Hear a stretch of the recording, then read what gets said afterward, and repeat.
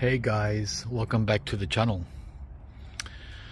We are back from our trip to Asia and we've returned to Melbourne, Australia, our hometown. I'm showing you the Glen mango and its new growth from June, or I should say May. It looks like it's frozen right there. See the cold damage? But over here, next to it, there's new growth, which is very strange, that this new growth can be green and that one can be set back. In any case, we're back and I'm just checking all the tropicals, which are the SOOKs here in our climate, right?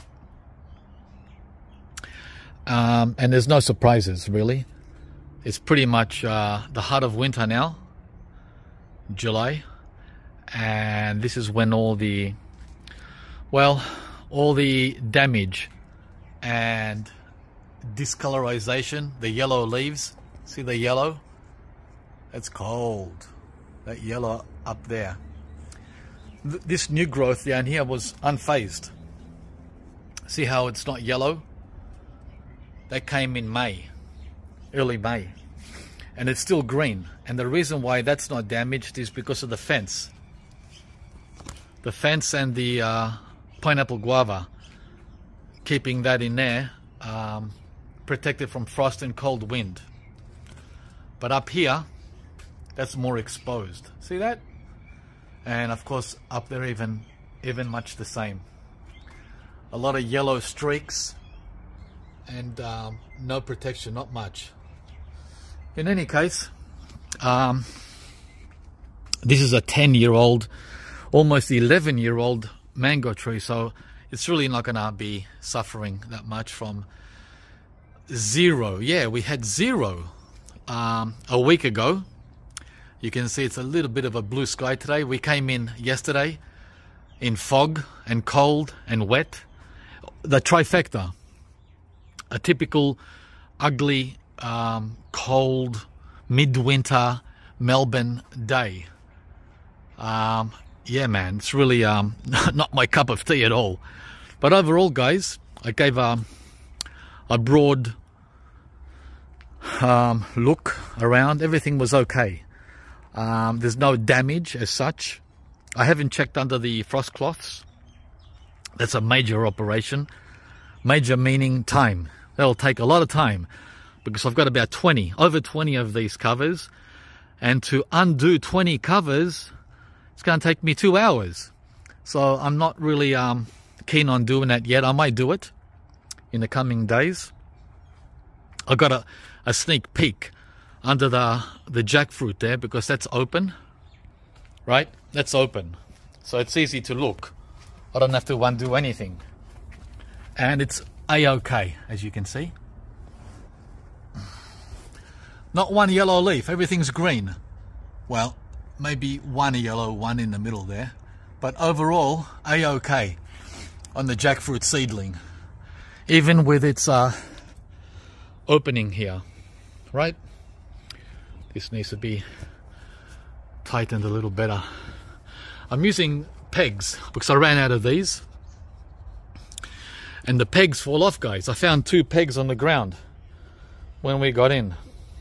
And the birds here have caused a lot of chaos, right? Doing what birds do, looking for worms underneath the trees.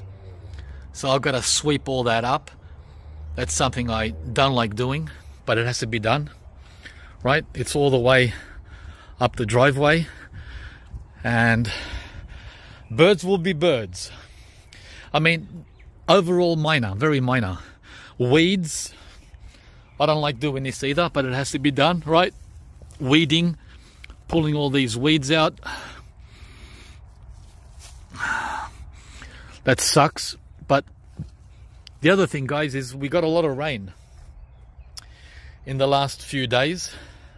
And as I said, when we were coming in from the airport, it was raining.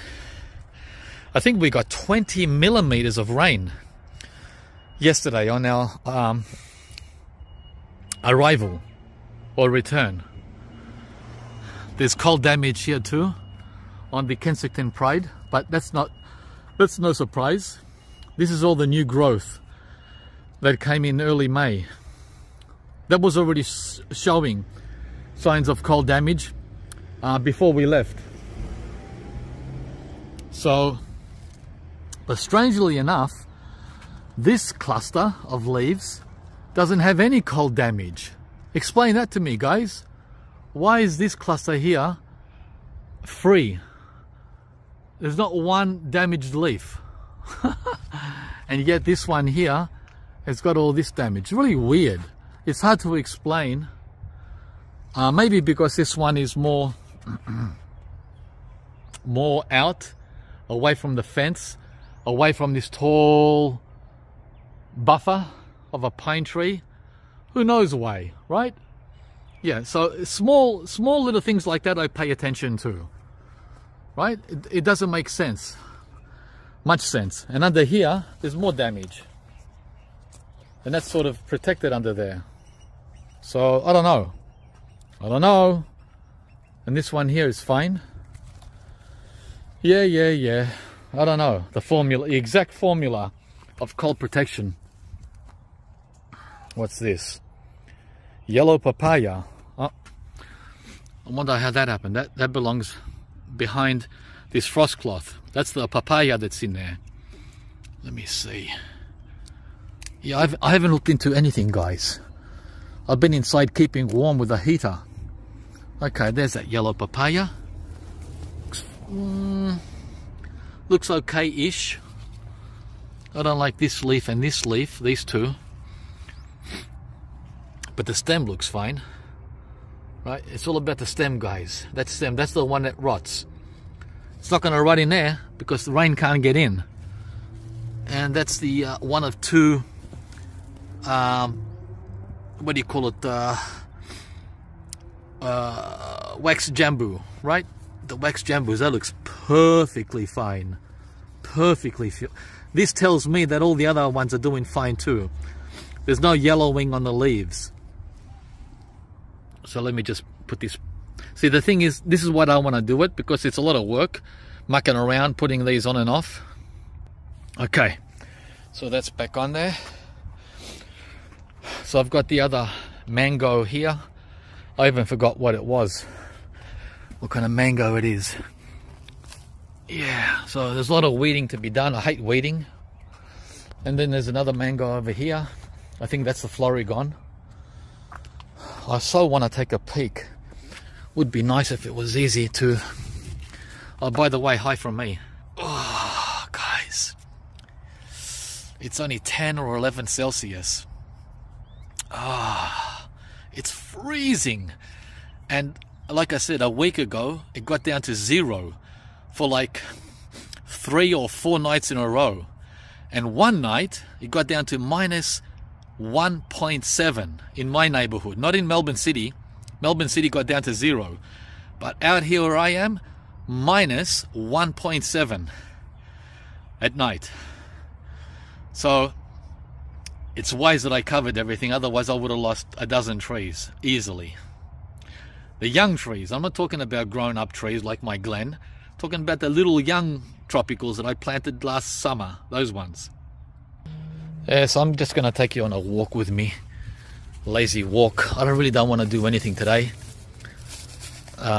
Just feeling lazy, guys. Again, look at all the weeds here under the... This is the pomegranate. Right? All this has to be cleared for spring. So... see all these weeds? Just drop them there on the ground. They give a protective barrier to the trees, but this is a deciduous tree. It doesn't need any cold protection. It's sleeping, it's dormant. So the weeds are not helping it at all. They're just creating more work for me. The dwarf Cavendish bananas, I think they've done well considering the low temperatures we've had. These leaves here have copped it. 1, 2, 3. But all the other leaves, guys, are pretty pretty decent, pretty green, right? And remember, this is the driveway where the worst cold air blows. So I think they've done very well. And they have these weeds too. This nasty one that spreads everywhere. Kim likes it. She says the flowers are attractive. Yeah, well, they're just weeds. This is the red shatut mulberry. It's finally dropped almost every leaf. Not all leaves. There's still a few on here. Right? The mulberry. Pretty bare otherwise. And this starts waking up. Even though it's still got leaves, it starts waking up at the end of July. So in about 2 or 3 weeks, this mulberry is going to have new growth. As a matter of fact, no, not yet. I thought I saw some new growth. Yeah, by the end of July, this will start getting new growth, new foliage. All right, so what else do we have? We have the red papaya, the twins. I planted together. Look at all the mess. Look at the mess the birds have made. This is all mulch that I'd put around the tree rings. Look, can you believe it? The birds. It's not just the cold, guys. It's not just the cold. I got the freaking birds. You should see the mess they've made at the back. Yeah, this is again minor. These are minor things, but and I don't have to clean this up because in late July and August they're going to do it all over again, right? This will go on and on and on into spring. This mess. The dwarf Maya lemon, right? Then there's another support here. The persimmons have gone to sleep. Persimmon 1, persimmon 2. The only one that's not sleeping, fully awake and fully growing as if it's summertime, doesn't know what cold is the carob. Look at this. Look at all this new flush in the heart of Melbourne's winter. So can you grow carob? You sure can. You sure can. With all the cold you can throw at it. Now even the carob fruit is starting to form in this miserable cold. Look. Look. These are the pods. The carob pods. They're starting to take shape. These were just flowers a month ago. Like that. They were like this in June. And now in July, the pods are forming. The pods are forming in minus 1.7 Celsius. So that's definitely a tough tree that everyone should have in the cooler districts. But you need room. It's a big tree, right? It's only 4 years old and it's almost 4 meters. Wow, I wish mangoes could grow that quick. Talking about mangoes. Let's see what we can see in here. Can we see anything? That's one of the 2 new Kensington Pride seedlings I got back in February. Remember when Garden World had them on sale? I picked 2 of them up. I picked 2 of them up. Looks, I couldn't see what you guys could see, but it seemed pretty green. I don't think they're going to get any cold damage at all with that blanket. This is a bit loose here, right? By the way, the day after we left for Asia, we went to Bali, just in case you weren't watching the other channel. I've got 2 channels, guys. This garden channel and a travel channel. On the travel channel, what do you call it? Documented where we were going, and the day after we left for Bali, Melbourne had hurricane winds up to 100 kilometers an hour, or so I read. At least 75 to 80 k's here where I am, and up to 100 in the outer parts of Melbourne, in the mountains. And I was wondering how these frost cloths stood that wind. I'm talking about June 10, around June 10, June 9, I can't remember the day. But yeah, it was the windiest weather Melbourne had since that day where my ice cream bean got knocked over in February. And from looking around, it looks like that ferocious wind, which lasted 12 hours, Melbourne was hit with 100-kilometre-an-hour winds in early June. And none of these flew away. None of the frost cloths here got destroyed, which is amazing. I was really what's the word, stressed out, thinking, oh man, one day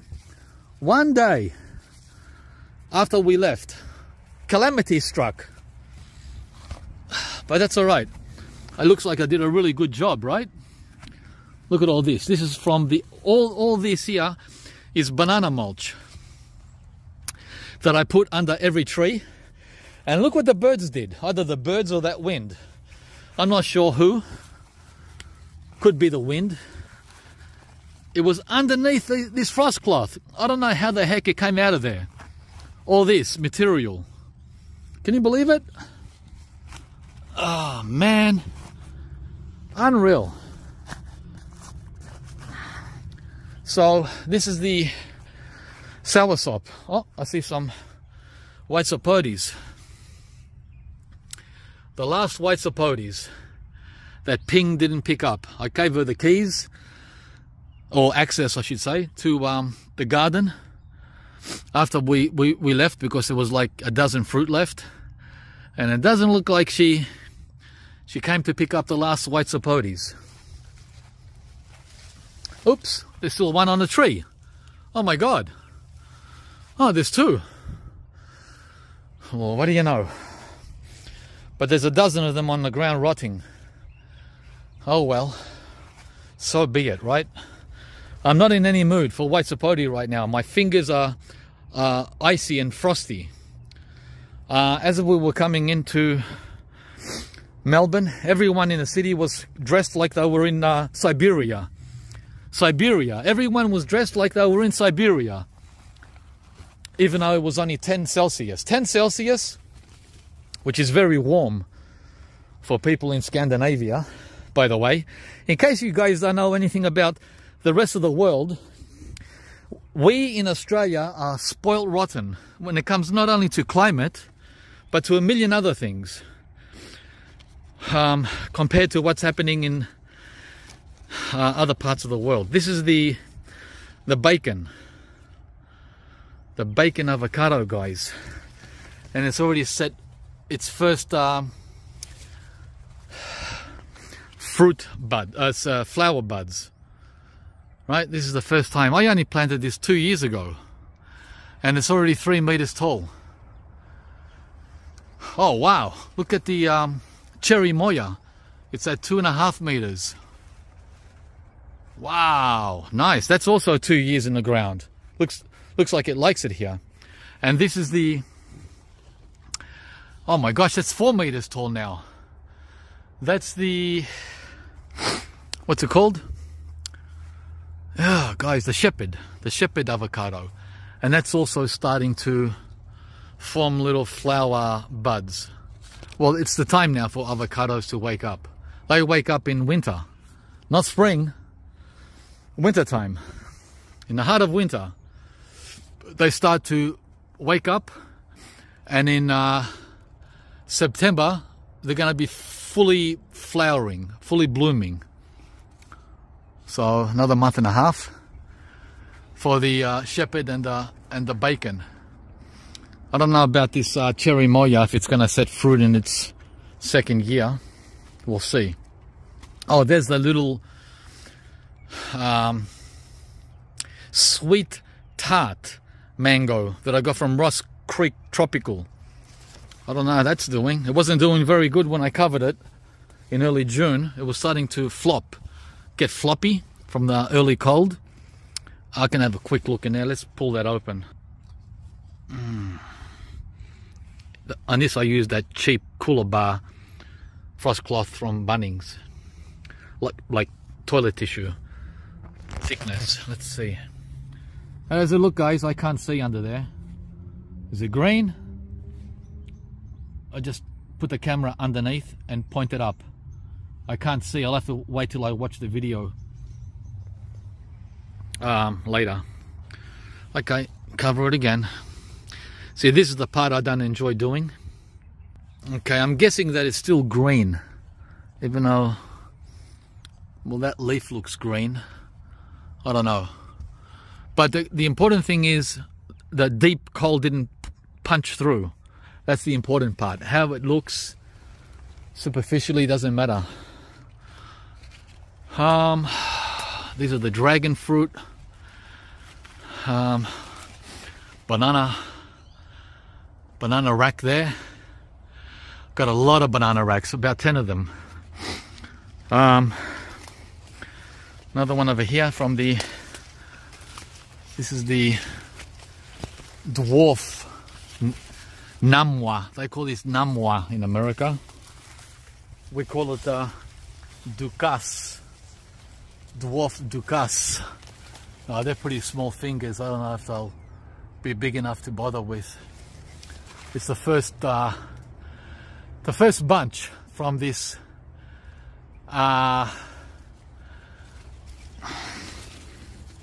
group of bananas here. Yeah. Oh man.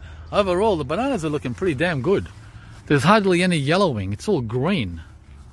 Again, the fence, even though it's falling over, provides some protection.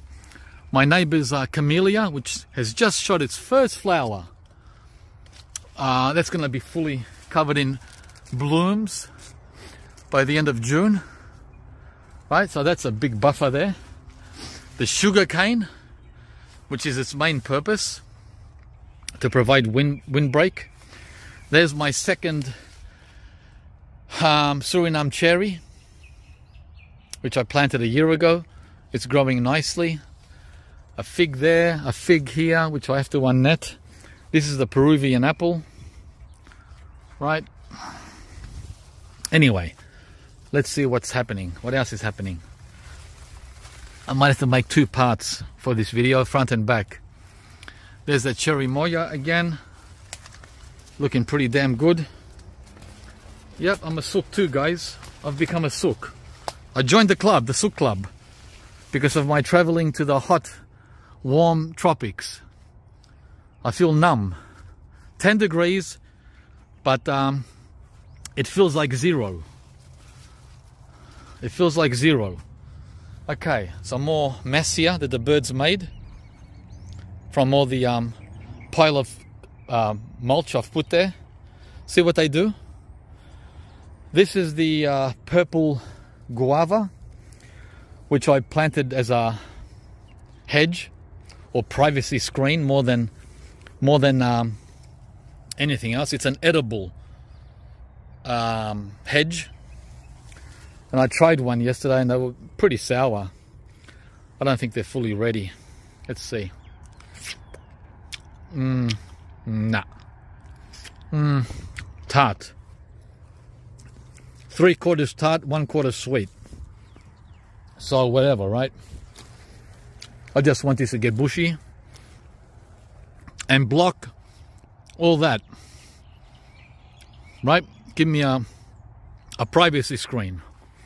That's the purpose for this, because it's evergreen. Doesn't drop its leaves. That's the other Dr. White cherry moya. And another Peruvian apple. Now, everyone's wondering, just like I am, how the abu has pulled through, even though you saw an update on this. Wow, only what, 2-3 weeks ago? In mid-June? Well, I wonder what it's like now in mid-July, almost mid-July, right? Let's see. Oh, guys, let's take a look. You're gonna have to look for me, guys. Hang on. I hope there's no aphids. How's it looking? Decent or something to worry about? The heart of winter for the extreme, the sookiest of sooks, Abiu. Right? Yeah, I don't know. From the bottom leaves, it looks fine. The bottom leaves, some of them are yellow, some of them are green. I don't know if there's any aphids. Aphids like to attack this. I don't know. Overall, it's alive. Alive is good. I don't think it's thriving, but it's alive and it's mostly green. Key word is mostly and green. Very important words, guys, when it comes to the Abiu. Okay, let me button this up. So I don't know how well it's done, but it's alive. This is what pees me off the most. I know the birds are doing what birds do, but to me this is like unacceptable. This mess.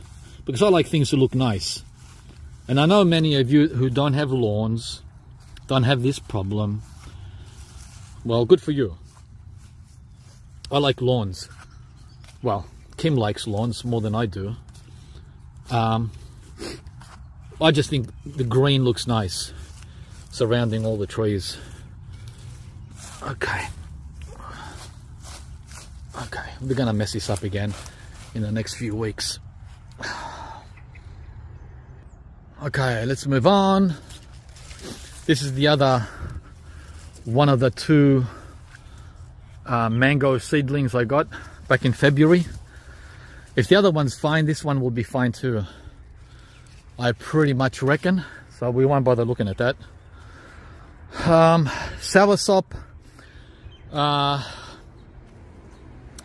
That's the Mamei Sapodi. That's the Sapodia. And that one there is the Canistel. This banana copped it. Wow, look at those yellow leaves. This is what you expect from Melbourne's climate. This and that. See that burn? That's more like it. Oops. I see an Indian guava on the ground. And I see new growth on my white sapodi. I see 2 guavas, 3 guavas, 4 guavas. Well, what do you know? The Indian guavas have fallen. I wonder if they were knocked off the tree by a bird or they're fully ripe. There's some green ones there and a lot of green ones on the other side. By the way, this is a low season for the Indian white. Usually there's like 50 of them every winter, and this year there was only like 20. This one's overripe. Yeah. Again, look at all that. I don't know how they do it, guys. This year was underneath the canistel. How they managed to pull it all out. That's a lot of work for their little beaks. And this one here, well, this one was easy for them to mess up. There was no protection around the, this is the lychee. And the lychee is doing fine. Wow. Pretty damn good without any protection at all. So we have 1, 2, 3, 4, and over there, 5 Indian white guavas. These I usually eat, this particular variety I eat in a salad, fruit salad. Indonesia and Malaysia, Singapore, it's very popular. Guava. Oh, here's another one, a little one. Guava with jicama. Jicama is that yam that they eat it with. And then you got peanut sauce and all the rest. Let me see this little one here. Do a little test. Whoo! This is a little baby one. The grass is wet. Tasty. Oh wow, it's sweet. A lot sweeter than the purple guava. Nice.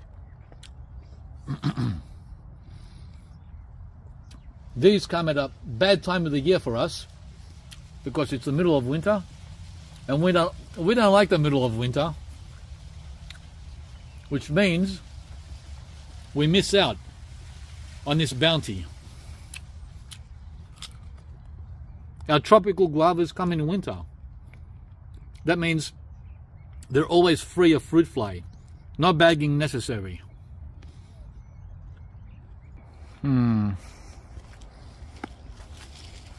Here's another one that's ready. When they're white like that. See that? Fully ready. That's the green one.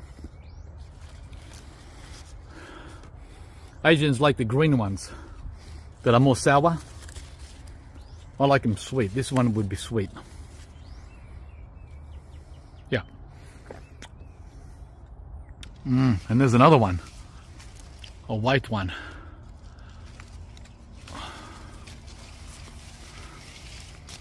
Yeah. Wow, look at all the hits that some critters trying to make to get in there. 1, 2, 3, 4, 5, 6, 7. Looks like fruit fly attacks. The fruit flies have been sent to heaven with Melbourne's cold winter. They stand no chance of surviving. Wow, I'm finding all these ready to pick guavas, guys. Didn't imagine that, but that's typical. There's some more hits. Look at them all. They're probably buried in there, frozen to death. So that's just extra protein for us. I don't think they're going to be laying any eggs in minus 1.7. So that's a nice little stash of white Indian guava. Oh, got one more. Now as for the Paxton Prolific, it's all over the place. It's still flowering. Can you believe it? Look at that. Tiny little flowers that stand no chance of being pollinated. Not with this cold. Antarctic. Antarctic cold. Yeah, but at this time of the year they usually stop growing and they wait for spring and they continue to grow in spring. That is September to December. That's why we don't get any custard apples in Melbourne to harvest in winter, because they don't have enough time in autumn to grow, so they go on hold. When May comes around they stop growing. See the little ones like that one there? There's a lot of little ones. There's probably 20 custard apple. These are Atemoya. So we've got mid-size, mid-size, mid-size, and I think there was one more mid-size. Yeah, over here. One there and one over there. Two over there. But there's about a dozen little ones like these. Yeah, so yeah, as I said, about 20 custard apples that are on pause. They're paused from May to September. Nothing's happening. Nothing's going on. Nothing will happen for 3 to 4 months. Unlike the carob. Did you see how the carob is still marching ahead? The carob tree? This is the Hawaiian Supreme, black sapote. Sorry, white sapote. Wow, that's grown pretty big. This is the bushiest it's ever been. And I'm gonna have to prune it in September. It's a lot of fruit. A lot of fruit that's coming. Wow, it's 4 meters tall. And this is the Namroy Pomelo. Alright, I'm in the middle of a jungle here, trying to get out. This is the Bowen seedling mango. Oops, I just dropped pomelo. I just knocked it over, damn it. And this is super heavy. That means it's got a lot of flesh. So that was a bit of an accident. That one is massive, wow. But the small one fell. It's all right. We'll see what we can do with this one. It's far from ready, it's still green. But that's all right, guys. No problem. Okay. This is the lemon gold, white sapote that Ping cleared. She did a good job. I don't think I could have eaten all those white sapotes. We froze about 50 in the freezer. That's it, guys, 50. We can't do more. She took about 100 or more. Oh, the veggie patch. Veggie patch is doing good. We've got silver beet, lemongrass, which has some cold damage. The one survivor of cold is the Vietnamese mint. Vietnamese mint can take freezing temperatures down to 0 and -1, even -2, -3. This is an amazing herb. Smells beautiful, unlike the Italian basil. See how the Italian basil died? It's weak. It's all gone to seed compared to the Vietnamese mint. See the difference with the two herbs? Vietnamese, Italian. Night and day. One is dead and one is fully alive. More silver beet or Swiss chard, as you guys call it in America. This always survives our cold all winter. No protection at all. Yeah. I got some garlic planted as well. 3 different varieties of garlic. I don't know if these are long peppers, bell peppers, capsicums as we call them will survive. Looks like there's a lot of cold damage there at the top. Who cares? Whatever happens, happens. Right? The little peppers. Brassicas. A whole bunch of Brussels sprouts. A whole bed of Brussels sprouts. Some lettuce. Celery. Broccoli. And shallots at the back. The shallot. Shallot is, what do you call that in America? Oh, you have a different word. You have a different word for everything, don't you? Well, come to me later. Some more brassicas here. And kale. Kale. And these are all cabbage. So I planted these exactly a month ago.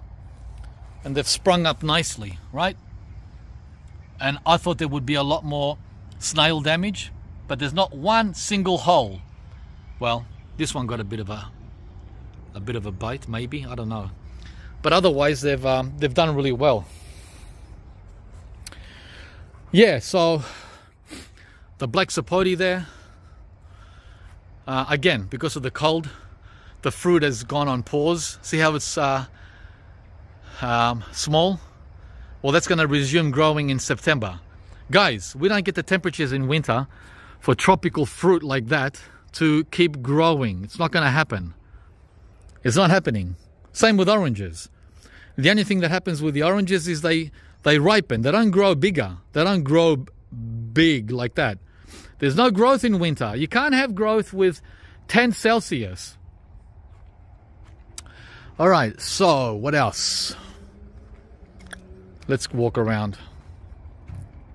Oh, this is the seedless guava that I planted only a year ago. It's almost reached the passion fruit. It's called starling. The starling, starling guava. Oh, this one's a dud. It's hollow. There's nothing in it. So a first year fruit. First year fruit. I shouldn't let so many hang on in the first year, right? Shouldn't have let so many. This one will be the next one, or the first one to ripen. It's pretty heavy. Yeah, I've got too many on here. Like 10. 10 guavas is too much for first year crop.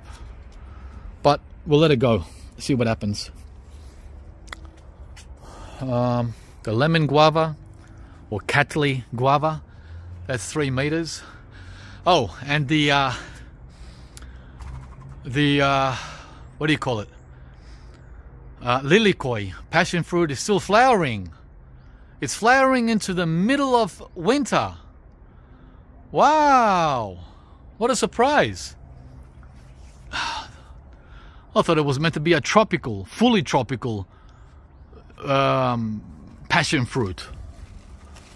All right, hopefully this will take over the whole vine. But I need to get a pollinator for it. The Grumichama is nice and bushy. That's pretty cold tolerant now. Look at the bushiness. This is 10 years old. No cold's gonna get this. But it does lose the occasional branch. Right? What else? And the Aman. The Aman guava with its own sole one fruit. Only one, that one. Hope it makes it, because I want to taste it. And there's another yellow papaya there. Curious to see how that's doing, but we're not going to check today. And I think we're done in the front yard, guys. What else? We've got a lot of bananas.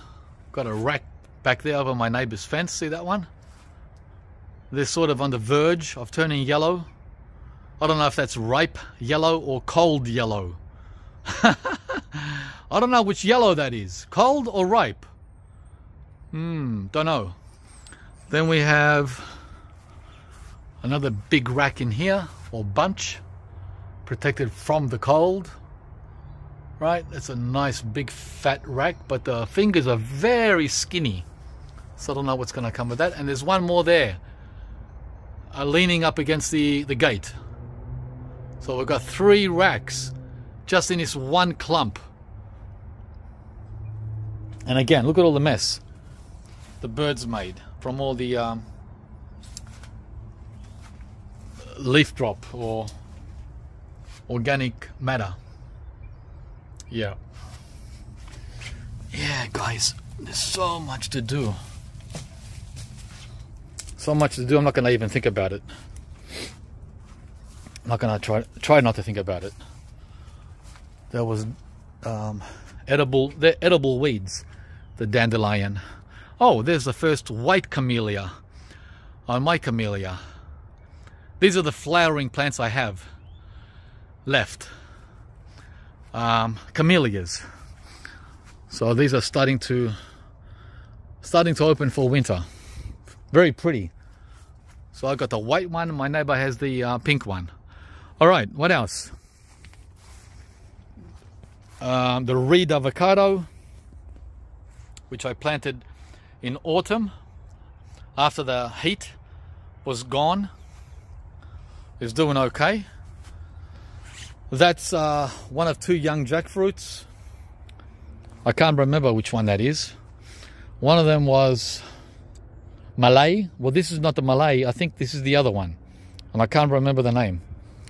I wonder how that's doing behind that inferior Bunnings frost cloth. Anything to keep these guys alive. I'm sure it's fine. And that's about it, guys.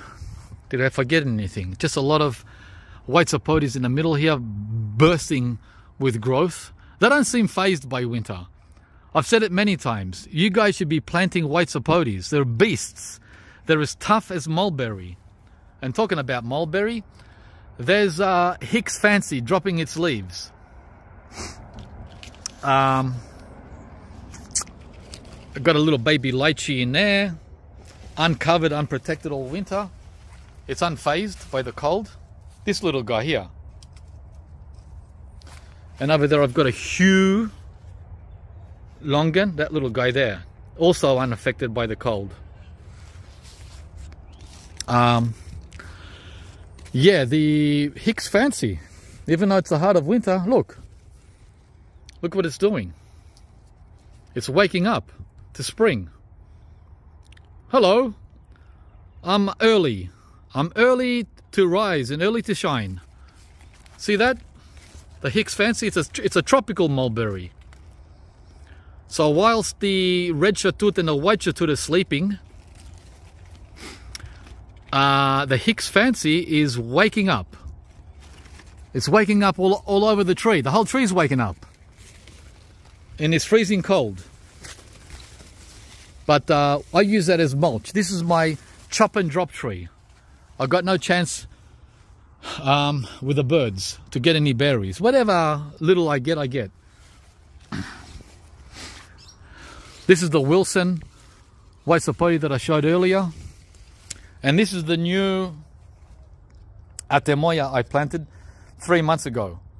The Pink's Mammoth custard apple. We'll see how that one does. It's doing okay so far. And the black sapotes. Black sapoti in the heart of winter is on hold. On hold, guys. These are not going to grow. It's too cold. So at the end of August, they start growing again. And all this new growth that we got in autumn, April and May, is unfazed by the cold. All of it. See how there's not one damaged leaf? So you do not need to cover your black sapoti. Black sapoti in Melbourne does not need any protection. Look. Not one damaged leaf. Not one. All new leaves are perfect. All of them. And this is in the cold wind. Vroom. Vroom. 5 months of the year. Smashing cold wind. And there's no damage. Okay, so if you're in Melbourne, don't worry about black sapoti. Just don't water it in winter. Do not water black sapoti in winter. Or avocado in winter. That's it.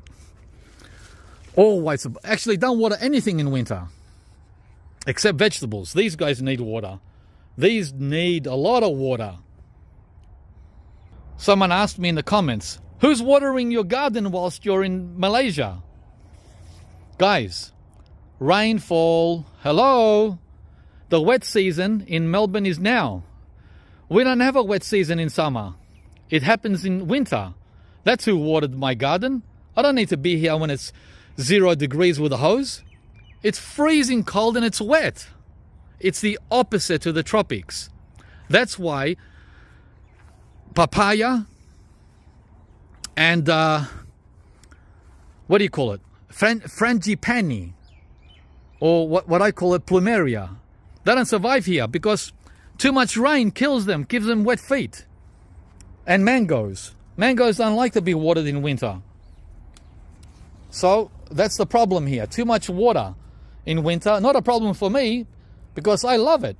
Who's going to water the garden? That's a good question. Rainfall.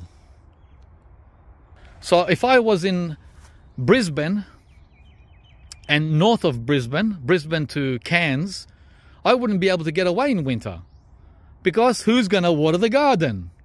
I'm not talking about a weekend, guys. I'm talking about a month. A month in winter? Leaving my garden in Cairns? Come on now. I'm talking about young trees. Not big trees like that. That doesn't need water. This needs water. This little fella. If this little fella was in Cairns and I was gone for a month, in June or July, it would die. Who's going to water it? Good question. But you know how much rain we got here in the month I was gone? We got 40 millimeters. And look at it. Look how happy the black sapoti is without me being here to water it. You can't do that in Cairns unless you get a freak winter where it rains. That's rare, not common. All right, I think we're done with the front yard, guys. I'm just trying to see if there's anything else other than uncovering all the plastic frost cloth. I'm not going to do that today. But there is a gap here. Hang on. Maybe we can have a look under the Bowen. This is a 5-year-old mango, which I'm still protecting. What a sook. How does it look, guys? It's getting dark now. It's 5 p.m. We only have 20 minutes of light. I'm going to have to film part 2 tomorrow. How does that look? This 5-year-old sook. Look how thick the stem is. And I still cover it. I still cover it. Look.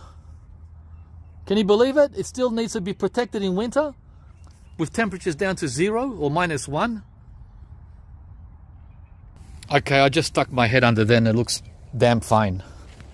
It's as green as this. Damn fine. All right. These are the first I'm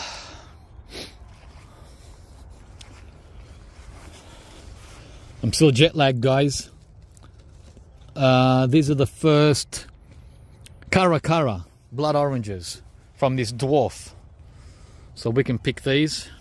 There's only like 3 or 4. And that's it, guys.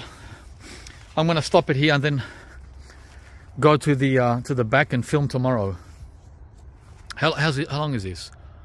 18 minutes. Oh, that's not too bad. I thought it was half an hour. Oh, by the way, the Golden Emperor custard apple. Look at it. Wow. It certainly didn't like the cold. This could have been protected. The same happened last winter. Last winter we had a mild winter, by the way, in Melbourne. And it wasn't this scorched. This is pretty... But the thing is, guys, the thing is with custard apple, it doesn't matter if this happens in winter because you want these leaves to come off anyway. You want these leaves to come off in spring, not now. You want them on now for the cold. It provides a little cold protection, right? But in spring, this starts getting new leaves. And to expedite the process, it's best to remove every leaf in September. So don't worry about these ugly cold damaged leaves. It doesn't matter. The same with the Paxton Prolific. You see these? Don't worry about that. It doesn't matter. They're only there to protect the bark from cold. That's their only purpose right now.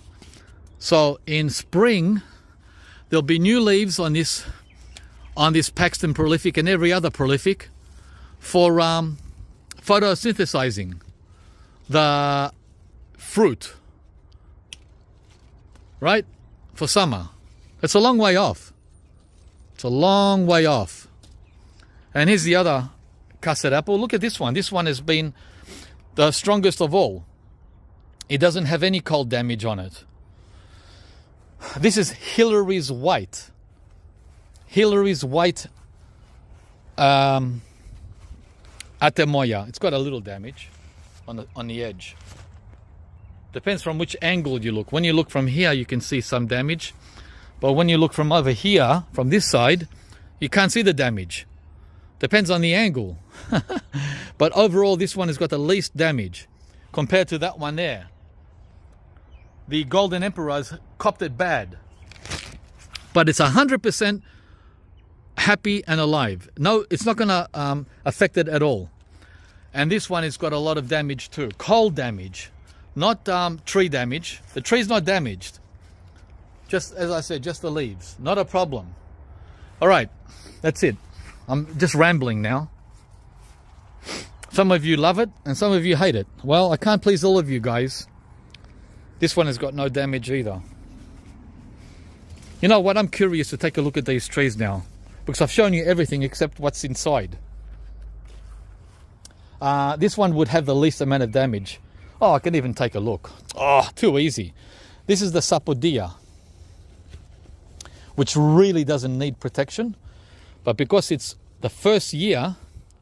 All right, here it is. Ah, come on. 100% fine. 100% fine. Yep, not a problem. Wow, nice. It's got a little bit of cold there's a bit of cold discolorization, but that's nothing. That is absolutely nothing. These ones here are the most tender ones. This is the Mamei Sapodi. I've only got a few minutes of light left, guys. Then we're in the dark. Let's see if I can undo this. Oh yeah. Oh, that was easy. That was easier than I thought. Okay, let's see. I'm curious. Are you curious? Curious George.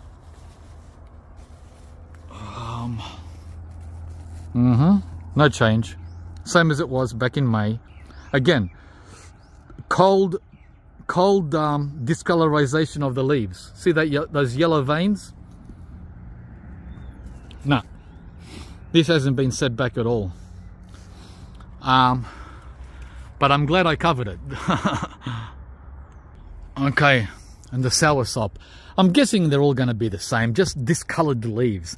From lush green, right, from that, they're going to be like yellow, yellowish, a yellow kind of green. And I'm okay with that.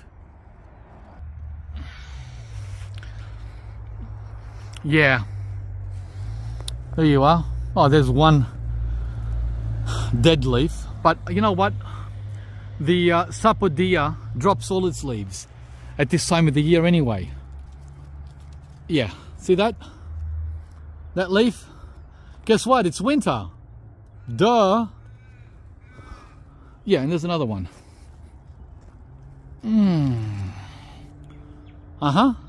It's winter time.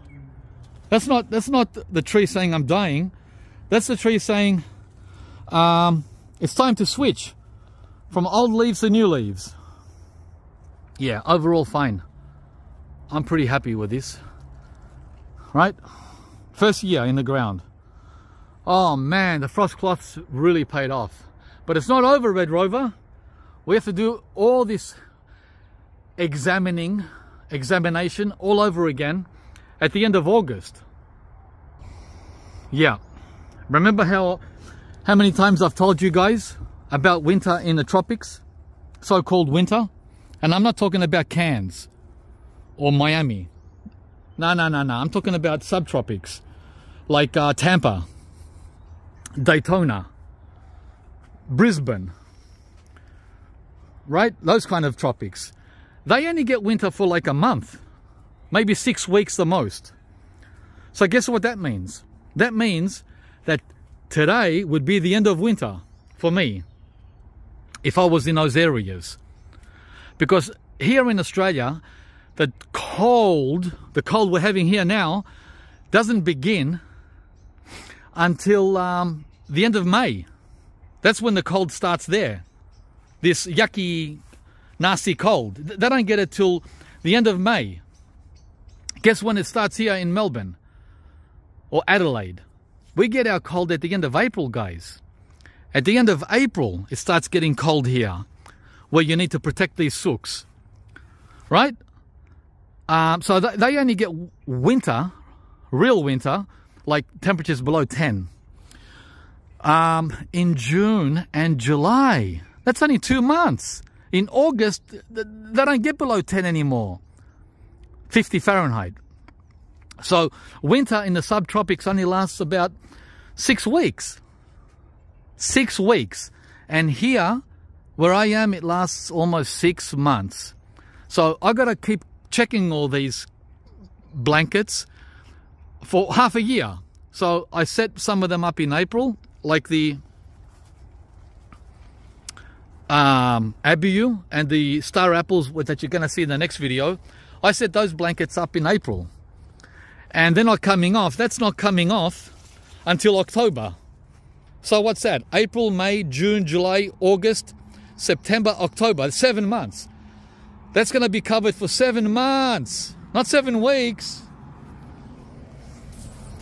Now, the rest of them here, the ones that are less sooky, they're covered May, June, July, August, September. 5 months. 5 months for the soursop. And the mangoes. 5 months. Right? And that's on the good side. That's on the good side, guys. 5 months re-examining for these ones. So of course we're going to check them again in August. And we're going to check them again in September before we take off the frost cloths. Okay, so I'm just giving you an insight because a lot of you know what one guy wrote? He said, wow, man, you're covering your trees in Australia. I thought it was hot there. I thought it was a desert. I thought. He didn't have a clue. He had zero idea about the climate in Australia. You heard me, guys, up to 7 months of cold winter protection in this part of Australia where most people live. Most people in Australia don't live in the outback or in the tropics. They live here, right where I am. This is where most of Australia is. Melbourne and Sydney, not Queensland, not Darwin. This is the real Australia. So it's up to 7 months cold. Thanks for watching. Give me a like if you enjoyed the video. And subscribe to the channel if you haven't, guys. I was going to say it's good to be back home. I can't say it. I can't say it's good to be back home. It's good to be back home, says Kim. No, I'm not saying it. Someone else is saying it. That's not my voice. What do you... Why are you dressed like an Eskimo? Because it feels so good to be back home. It feels good to be back home. Where's your bikini? Bye, guys.